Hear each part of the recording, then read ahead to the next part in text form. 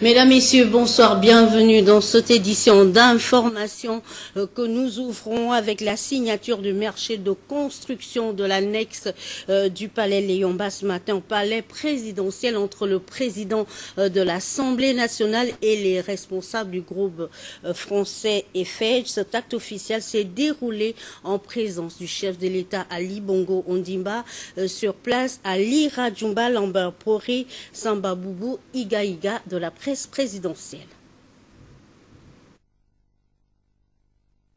Yomba, siège de l'Assemblée nationale, entre le président de l'Assemblée nationale assisté de l'Agence nationale des grands travaux et le groupe français Eiffage, s'est déroulé en présence du président de la République, chef de l'État Ali Bongo Ondimba. Une signature qui démontre une fois de plus l'engagement personnel du chef de l'État à offrir aux députés un cadre de travail digne de leur rang. Prenant la parole, le président de l'Assemblée nationale, Guizou Bandama, a indiqué que l'annexe du palais Léon-Bas qui est projetée est une œuvre ambitieuse qui s'inscrit dans le cadre de modernisation des infrastructures administratives afin de placer la ressource humaine dans des conditions optimales de performance. Pour sa part, le chef de l'État Ali Bongo Ondimba s'est dit satisfait. Les missions des parlementaires sont lourdes. On comprendra aisément, Président, que ayant moi-même siégé sur les bancs de l'Assemblée nationale, je connais ces conditions. Et c'est pour ça que, dès le départ, j'ai voulu vous soutenir dans le sens de l'amélioration du travail que nos parlementaires doivent accomplir et ce dont le peuple attend d'eux. Donc sur ce plan-là, je suis totalement satisfait. Et je le suis d'autre part dans le sens où, là encore une fois, nous démontrons que dans notre pays, les choses se font comme elles doivent se passer et comment elles se passent aussi ailleurs, avec un marché bien étudié. L'annexe du palais Léon-Bas se construira pendant 27 mois par l'entreprise française Eiffage, troisième groupe de BTP en France et quatrième en Europe. Par ailleurs, l'actualité internationale concernant notre pays reste marquée par l'élection du Gabon à la présidence du Conseil des droits de l'homme, une élection qui participe au rayonnement de notre diplomatie menée par le chef d'État, l'analyse de Sébastien Toutombé-Calé de la presse présidentielle. Arrivée du chef de l'État gabonais aux assises de la 68e session de l'Assemblée générale des Nations unies à New York. La session a porté sur l'agenda de développement post-2015 et la réflexion sur les objectifs du millénaire pour le développement. Le chef de l'État qui porte la voix du Gabon confirme du haut de la tribune la volonté de notre pays à participer encore plus au développement de l'Afrique et du monde. En cette année anniversaire de la déclaration de Vienne, le Gabon s'impliquera dans la promotion des droits économiques, sociaux et culturels, ainsi que la lutte contre le racisme, la haine et la violence dans le monde. C'est fort de ces engagements que le Gabon est candidat à la présidence du Conseil des droits de l'homme pour l'exercice 2014. Un peu près de 3 mois après, le Gabon est élu à la tête de ce Conseil. Un énième succès de la vision diplomatique du chef de l'État, véritable consécration des actions menées par le Gabon en matière de droits de l'homme. Entre autres, la mise en place d'un Conseil des droits de l'homme et d'une Direction générale des droits de l'homme. Avec cette élection, le Gabon entend intensifier ses efforts pour tendre vers un modèle qui accorde déjà une grande attention aux couches sociales vulnérables, les femmes, les veuves, les enfants, les orphelins et handicapés et tout autre facteur participant au développement. Le développement durable doit en définitive aller de pair avec la bonne gouvernance, l'égalité, l'accès à la justice, la protection des droits de l'homme et la démocratie.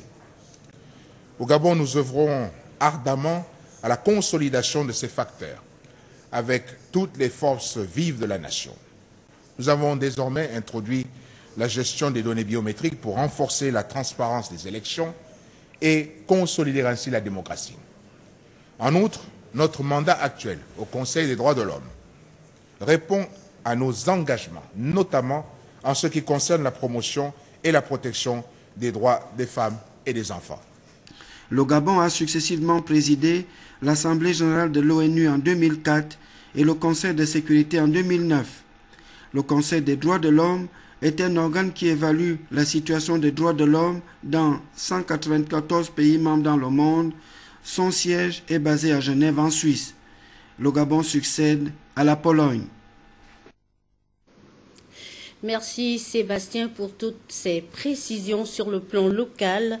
Le ministre du Développement durable, Luc Oyoubi, était ce matin face aux députés défendre le projet de loi portant orientation du développement durable en République gabonaise. Henri Nestor Ndjavé, Amédée Mavungo.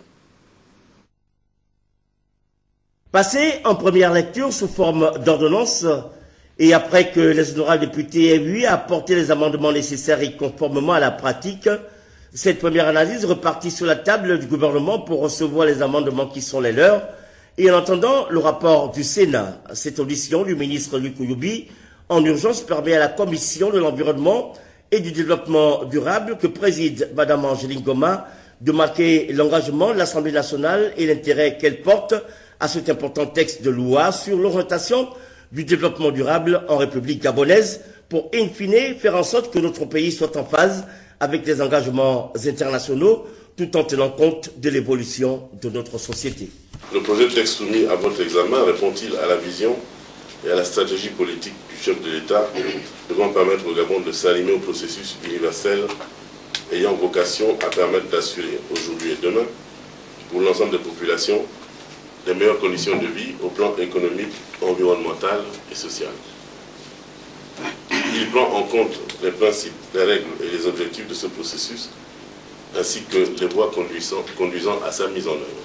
Nonobstant les efforts de préservation de l'environnement du Gabon qui consacre 11% de son territoire aux parcs nationaux, l'exploitation forestière s'est toujours caractérisée par un certain nombre de gaspillages de la ressource. Et selon le ministre Luc Oyoubi, 80% de l'arbre abattu n'étant pas valorisé, ce développement compromet dangereusement les perspectives pour les générations futures, d'où l'urgence d'inverser cette politique.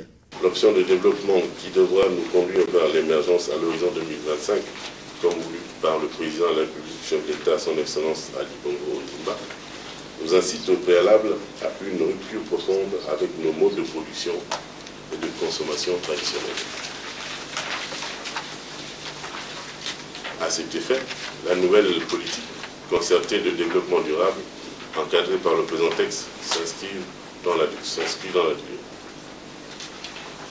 Elle doit faire l'objet d'une appropriation par tous les acteurs publics et privés de la nation. Précisons que depuis son accession à la magistrature suprême, le chef de l'État a régulièrement traduit aussi bien sur la scène nationale qu'internationale l'engagement du Gabon en matière de développement durable. Et pour exemple, au sommet de Rio en 2012, il avait annoncé la volonté du Gabon d'instaurer un nouveau modèle de développement qui concilierait la croissance économique, l'équité sociale et la protection de l'environnement. Et peut-être là, le point de départ de cette nouvelle politique qui passerait par l'adoption de ces textes importants portant orientation du développement en République gabonaise. Par ailleurs, le ministre des Petites et Moyennes Entreprises, Fidèle Mengue Mengoin, s'est entretenu avec une délégation de la Commission bancaire française conduite par l'ambassadeur de France accrédité dans notre pays, le compte-rendu de Lolita Obono, Jean de Dieu Mambundo.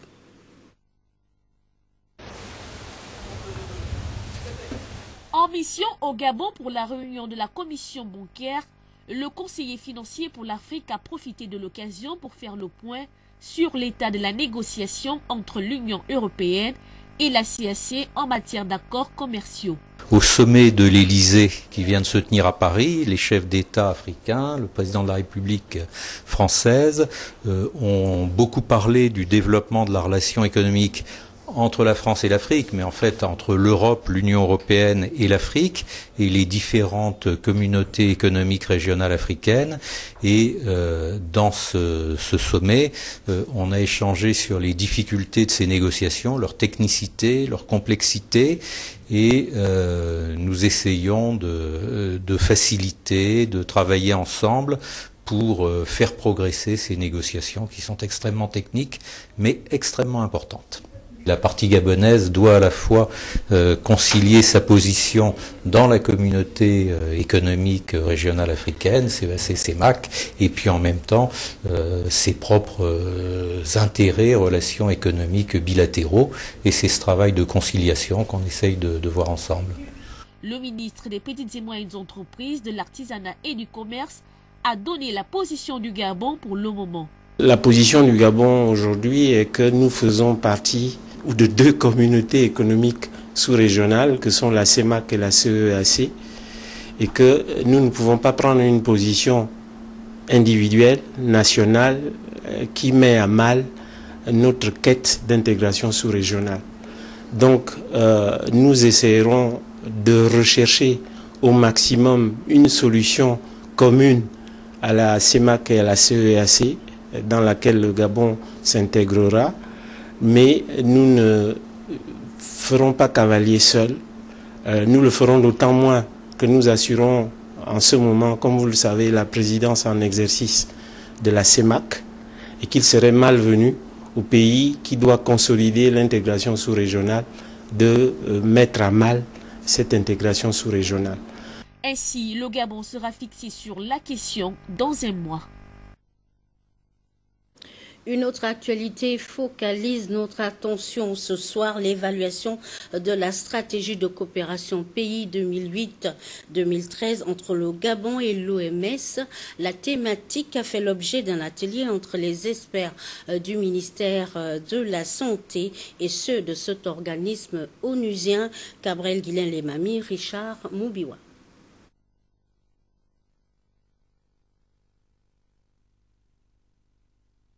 Entre le Gabon et l'Organisation mondiale de la santé.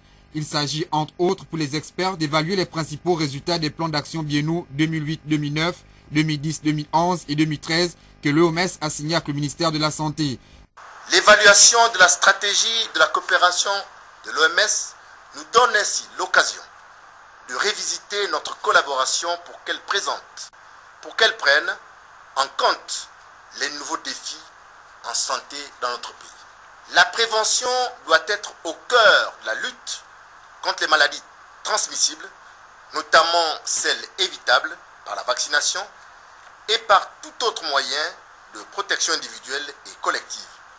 Je pense naturellement au VIH/SIDA, au paludisme, à la tuberculose et aux maladies tropicales négligées.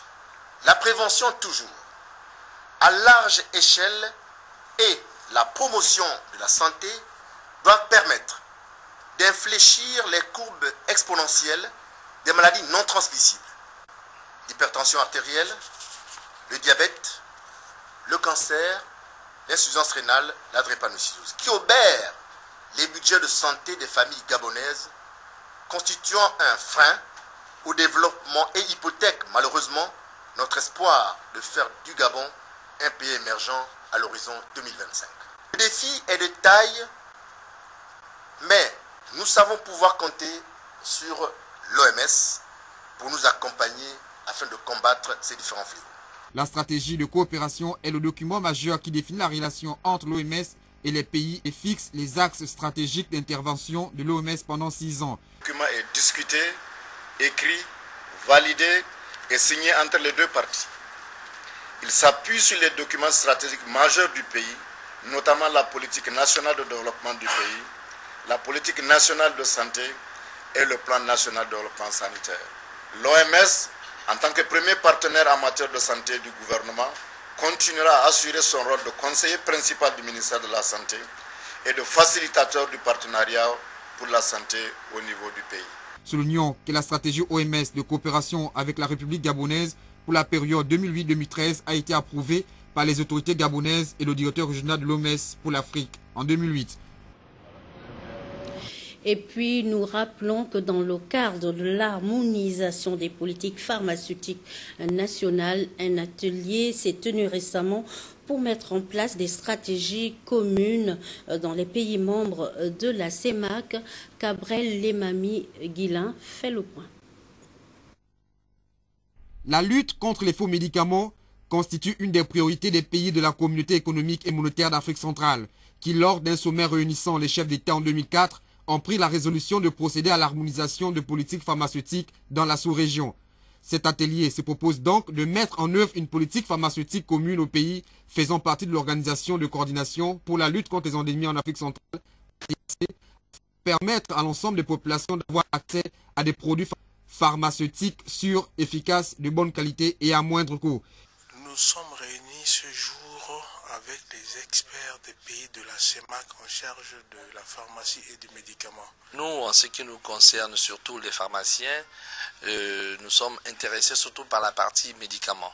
C'est vrai que cette politique pharmaceutique commune concerne un peu toutes les parties, y compris la DMP, qui est l'organisme de réglementation. Et nous, en tant que président des ordres, nous sommes évidemment impliqués parce que vous savez que nous sommes là pour assurer normalement une certaine sécurité au niveau des médicaments pour les populations. Ici, notre rôle, c'est l'apport des professionnels. Vous savez que pour que le médicament soit délivré aux populations d'une manière sécurisée, il faut également que les professionnels, que l'éthique professionnelle soit respectée. Et ça, c'est le rôle des ordres et c'est aussi le rôle des syndicats, de toutes les organisations professionnelles. Donc aujourd'hui, nous sommes venus participer également avec toutes les autorités représentant la réglementation pharmaceutique. Nous sommes venus participer à l'élaboration donc du plan de mise en œuvre de cette politique pharmaceutique commune. Les résultats de ces travaux seront soumis au ministère de l'Organisation de coordination pour la lutte contre les endémies en Afrique centrale, au CAC, à une date ultérieure. La réunion des directeurs de l'artisanat des pays membres de l'Afrique centrale vient de connaître son épilogue. Travaux marqués par des échanges fructueux et enrichissants. Filika Biyongo, Francis Ngomo.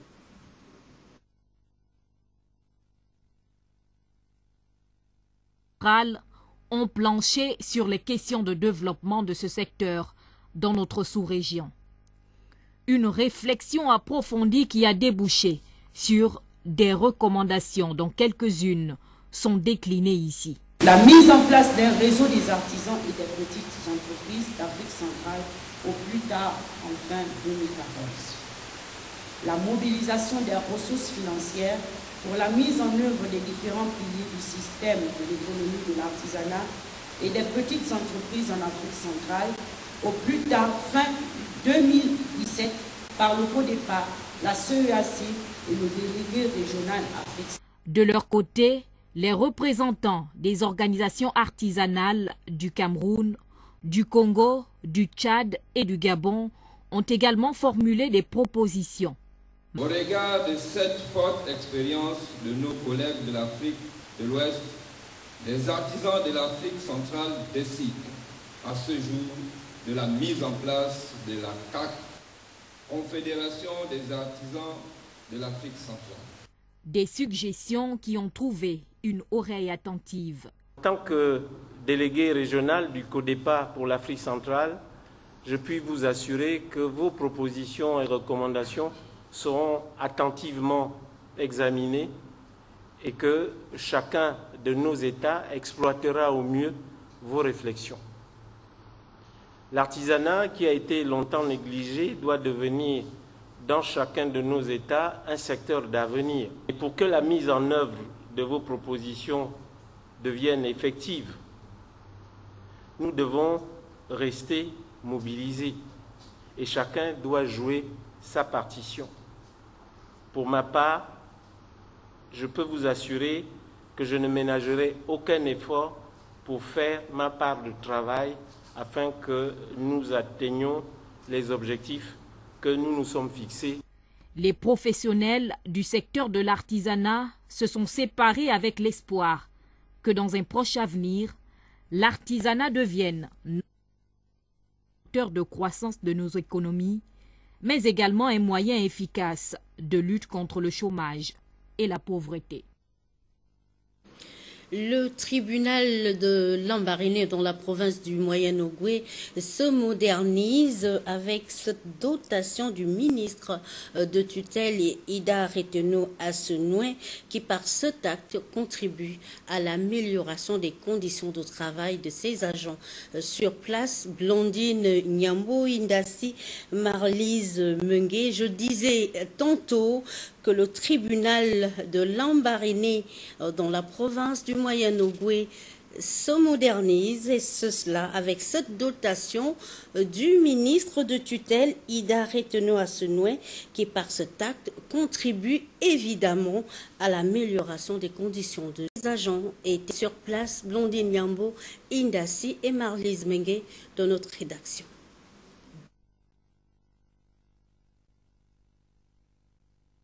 Collaborateurs du ministre, du président du tribunal, du procureur, mais également du commandant en chef de la sécurité pénitentiaire.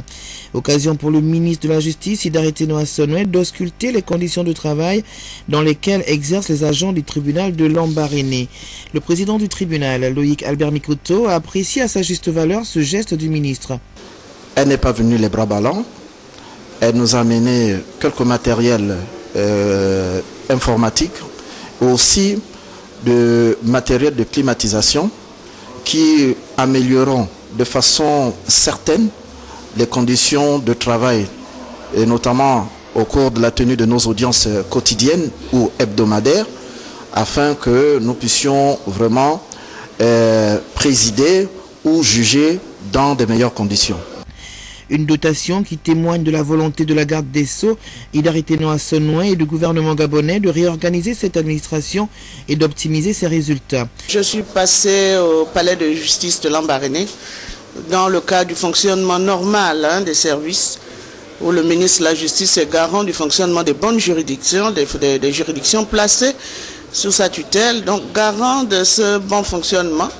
Je suis passé m'enquérir in situ de visu du fonctionnement et je suis satisfaite parce que les moyens ne le permettent peut-être pas, mais monsieur le président du tribunal, de concert avec le procureur de la République, font montre de beaucoup d'abnégation au travail, de beaucoup de responsabilité. Les lieux sont propres, ils savent s'organiser sans un cloisonnement rigoureux et exagéré du siège et du parquet. Ils savent s'organiser pour la répartition des bureaux sans que ça n'altère l'indépendance du juge du siège. Et je suis satisfaite. Il y a beaucoup à faire. Nous y allons progressivement dans le cadre de la réforme de la justice, tant au niveau des conditions de travail qu'au niveau des révisions des codes. Cette assistance en matériel informatique que vient de bénéficier le tribunal de Lambaréné leur permettra de mener à bien leurs activités. Le président du tribunal, Loïc Albert Mikoto, a fait la promesse de le garder jalousement. La page politique avec cette plénière de la CENAP, notre confrère Jean-Raoul Badinga arrive à peine après donc les élections locales du 14 décembre dernier. Les résultats sont attendus aujourd'hui. Une élection organisée pour la première fois avec le fichier biométrique sur ces images. L'avant-dernière étape se situe dans cette réunion plénière de la CENAP. Il s'agit de valider les résultats de cette consultation qui redéfinira le paysage politique gabonais. Attendu donc ce soir les résultats finaux qui seront lus par le ministre de l'Intérieur, Jean-François Ndongo. Justement, dans l'attente de ces résultats, nous vous proposons une analyse de la victoire du Parti démocratique gabonais dans le 2e arrondissement de Port-Gentil. Victoire qualifiée d'historique puisque cet arrondissement a été dirigé pendant 23 ans par l'opposition. Rédaction de Gabon Télévision sur les images d'Yvette Legou-Okosa. Alors, nous nous levons aujourd'hui pour dire trop c'est trop. Parmi les surprises de ces élections, notons le grand retour dans l'écurie du PDG du 2e arrondissement de Port-Gentil, qui, après 23 ans, était un bastion de l'opposition. Victoire historique quand on sait que le PDG est parti du néant, absent du précédent conseil municipal, pour se retrouver juste devant le PDS, équipe sortante, avec 25,03%. Cette tendance augure bien le changement de stratégie adopté par le parti au pouvoir pour la conquête de cet arrondissement. Ma mère, avant son décès, avait fait une prophétie. Elle disait, mon fils reviendra construire ma maison. Je posais toujours la question de savoir, mais finalement, quelle est cette maison que ma grand-mère me demandait de venir construire.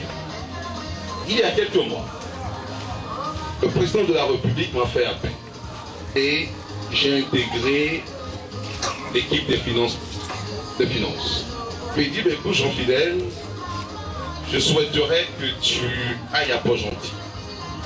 Et je souhaiterais que tu t'intéresses davantage à Port-Gentil.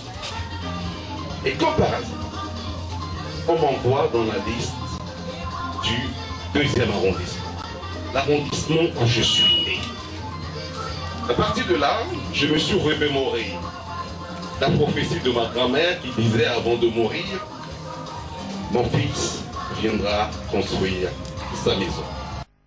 Il faut le dire, ce scrutin a été marqué par la forte mobilisation et le soutien de la jeunesse port-gentillaise à la liste du PDG. On note aussi que certains centres de vote, jadis fief naturel du PDG, à l'instar de la balise 1, ont opéré un vote sanction alors qu'ils étaient acquis au parti présidentiel lors des législatives 2011. Ceci pourrait s'expliquer par une déception ressentie par les électeurs vis-à-vis du PDG, ainsi que par le retour des partis de l'opposition dans le scrutin après le boycott de 2011. Par ailleurs, on note tout de même l'adhésion massive au vote PDG dans les quartiers phares du 2e arrondissement, Sainte-Thérèse, Centre social, quartier chic, autrefois acquis à l'opposition. Loin de se satisfaire de ces résultats et tirant toutes les leçons de cette élection, où le Parti démocratique gabonais serait certes en tête mais n'aurait pas la majorité absolue, le parti au pouvoir gagnerait dès à présent à concevoir un développement harmonisé et concerté de la capitale économique du Gabon en référence au plan stratégique Gabon émergent, associant toutes les sensibilités politiques qui feront partie du prochain conseil municipal puisqu'il s'agit d'une élection à la proportionnelle. Nous revenons également ce soir sur le déroulement du vote à Franceville dans le Haut-Ogooué où les populations se sont rendues massivement aux urnes pour exercer leurs droits civiques. Le compte rendu de Sheila Leboussi en Kassa. Les populations de la commune de Franceville, partant du 1er, 2e, 3e et 4e arrondissement, ont voté ce 14 décembre dans la sérénité. Dès 7h30, les électeurs ont pris d'assaut les bureaux de vote pour élire les membres du conseil municipal. Du quartier Sable à l'école publique de Saint-Hilaire et de l'école de Makana à Carrière, le vote a débuté très tôt, comme nous l'affirme le président du bureau de vote de Mbaya. À 7h45. Donc depuis 7h45, les gens ont commencé à... Oui, les gens ont commencé à voter aussitôt. Une fois que le bureau était ouvert, les gens ont commencé à voter. Et au niveau de l'affluence, comment ça se passe? L'affluence, oui, il y a de l'affluence. Au fur et à mesure, on évacue les gens.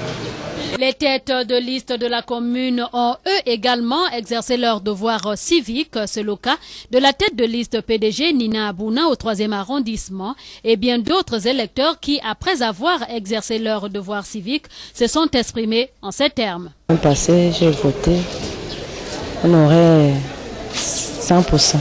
Chacun de nous a son candidat, que je dors bien. Chacun de nous pense bien à son candidat.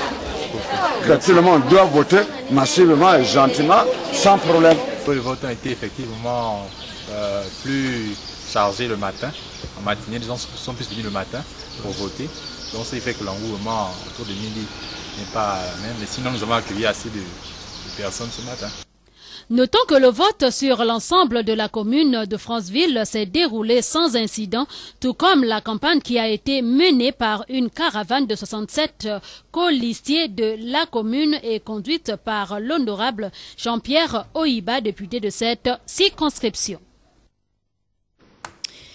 Dans le département de l'Ampassa, à quelques heures du vote, coup de théâtre, tous les colistiers de la liste du CLR ont démissionné. Des précisions dans ce récit de Sacha Panja.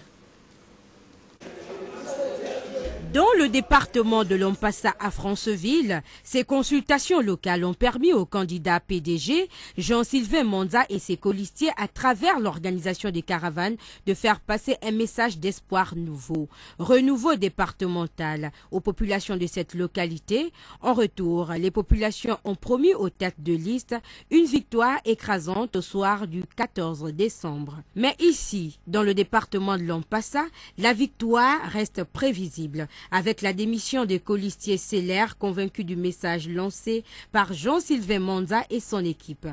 On a compris que le parti de l'émergence, c'est le PDG. Alors avec le PDG, il y a du progrès, il y a du travail, il y a de l'avenir. Remplir le devoir civique, c'est ce qu'a fait Jean-Sylvain Monza et les populations de cette localité, car pour eux, le développement passe par le vote. On a beaucoup d'électeurs qui sont venus voter. Et j'espère qu'ils vont voter pour le PDG parce que le message est très bien passé. Je l'ai vu hier à la clôture au meeting de clôture. On n'a pas eu le temps ou besoin de parler trop longtemps. Les gens étaient satisfaits. C'était un message qui était clair. Nous avons vendu le message du président de la République qui veut que désormais les hommes politiques, les responsables administratifs prennent en main l'essor du département, donc l'émergence du département. Et nous pensons que nous allons gagner ce soir. Voter la liste PDG, c'est ce qu'a promis les populations du département Lampassa, qui a à son sein 75 villages et 4 regroupements convaincus du message du Parti démocratique gabonais. Tout est bien qui finit bien après 10 jours de campagne. Le candidat Jean-Sylvain Monza et ses colistiers ont sillonné le département. Ils ont fait passer un message porteur, vivement que les promesses tenues pendant la campagne se concrétisent. Depuis Vengue, dans le département de l'Ampassa, Sacha Pindji pour Télé Gabon. Merci Sacha pour toutes ces précisions. Dans la province de Langounié, l'équipe de campagne du PDG Ndende a tenu à remercier les populations pour le vote massif en leur faveur. Ce sujet est commenté par nos confrères de Gabon News. PDG. Les résultats provisoires des élections locales du 14 décembre 2013, tels que proclamés par le préfet du département de la Dola, plaçant le Parti démocratique gabonais en tête à la commune comme au département, ont démontré sans risque de se tromper que le fusil a changé d'épaule et qu'il faudra désormais compter sur la politique de l'émergence prônée par le chef de l'État pour bâtir un Ndende fort dans une Gounié forte. Je suis encore dans la joie parce que nous avons transcendé. Parce que les esprits de la Dola sont là. La Dola, désormais, est à nous, dans la gestion au niveau du Parti démocratique gabonais. PDG Douma, PDG Nga. Ce qu'il faut surtout retenir, au-delà des actes ayant contribué à ces résultats, c'est l'onction des ancêtres tombée comme le Saint-Esprit le jour de la réception du nouveau membre du bureau politique PDG du département de la Dola.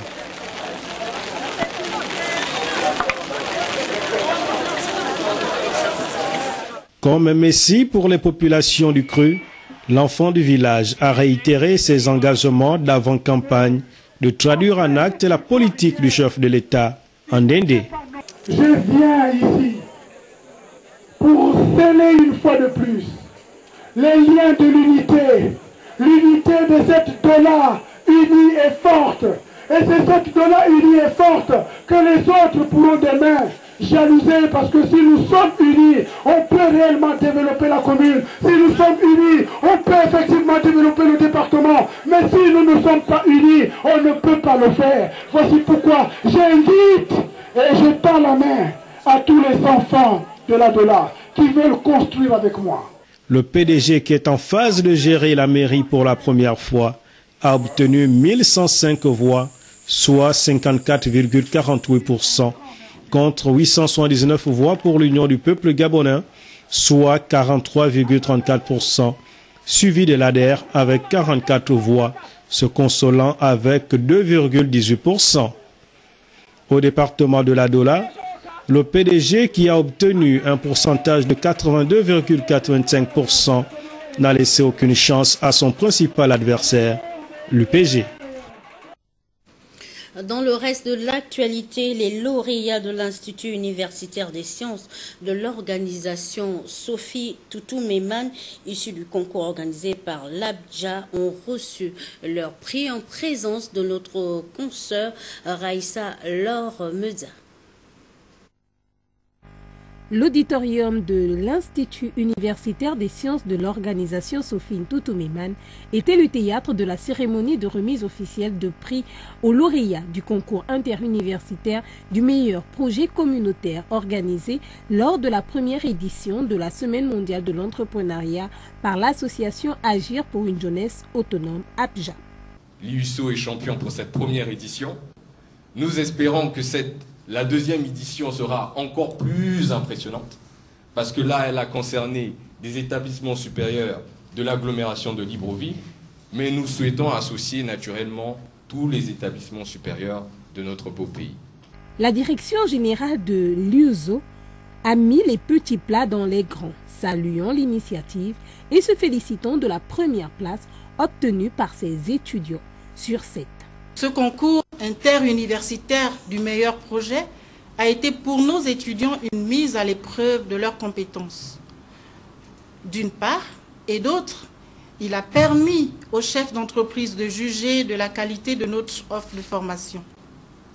Cette réussite démontre une fois de plus que l'IUSO, à travers toutes les réformes encourues depuis sa création, est une école de premier rang qui favorise la formation professionnalisante avec tout ce qu'elle comporte comme enjeu.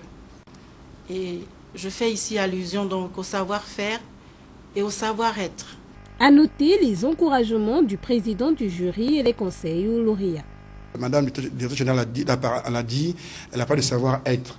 Ce savoir-être-là, c'est partout. Ce n'est pas seulement en gestion ou en comptabilité ou en droit. C'est partout qu'il faut acquérir ce savoir-être. Et si on l'a bien acquis, en toutes circonstances, on sait s'adapter, on sait triompher. Enfin, les prix.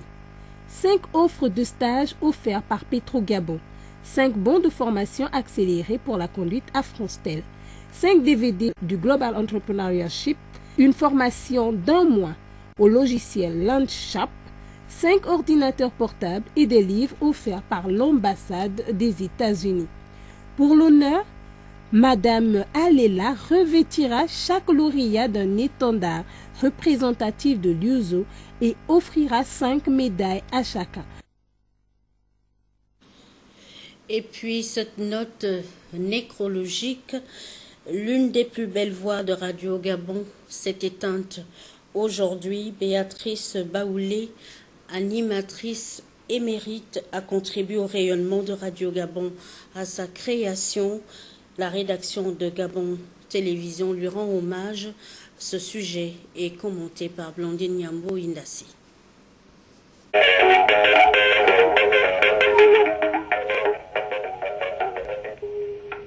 Ici Libreville, station nationale de la radiodiffusion télévision gabonaise, chaîne 1. Nous allons procéder au changement de fréquence de nos émetteurs ondes courtes. Cette voix n'est autre que celle d'Antoinette Béatrice Baoulé, une pionnière de Radio Gabon. Animatrice dans les années 70 des émissions Succès du temps passé, Regard sur l'enfance et Week-end des petits. Des émissions qui avaient un impact considérable dans la société gabonaise.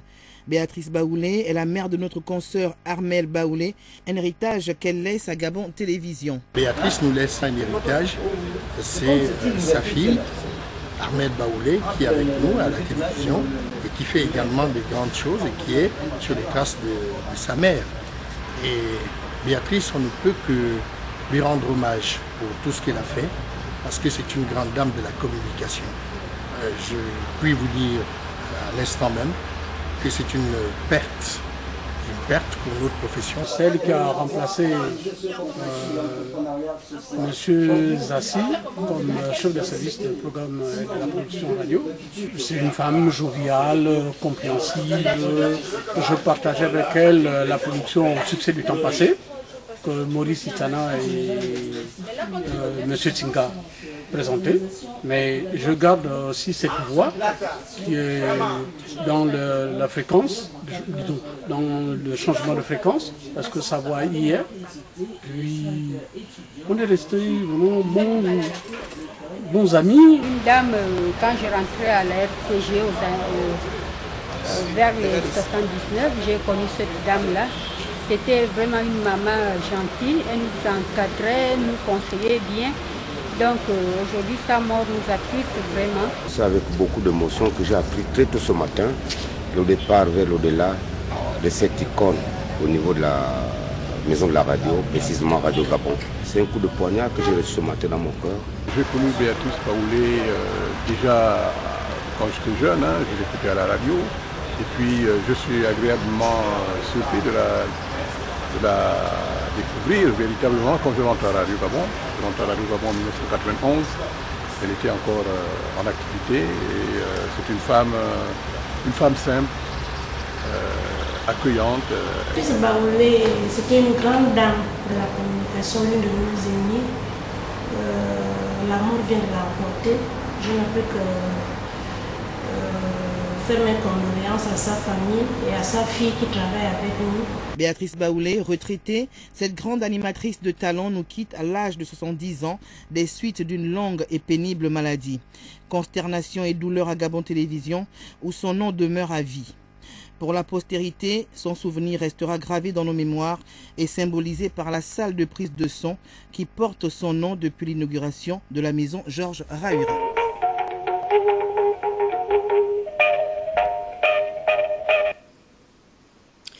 Suite à ce deuil qui frappe notre corporation, la direction générale et l'ensemble du personnel de Gabon Télévision présentent leurs condoléances à toute la famille si cruellement éprouvée et à notre consoeur Armel Baoulé Bilogué, journaliste à la rédaction de Gabon Télévision. Le programme des obsèques fera l'objet d'un communiqué ultérieur. M'ont accompagné tout au long de la semaine. Ils seront avec Cédric Mouélé Malonga demain à 20h, Stevie Oyan Mezu, Paulin Siaki, Jerry Mbougou Bivigou, les Trésors de l'Ombre sous la supervision de Don Philippe Mba. Merci pour votre attention et à bientôt sur Gabon Télévision. Bonne soirée chez vous.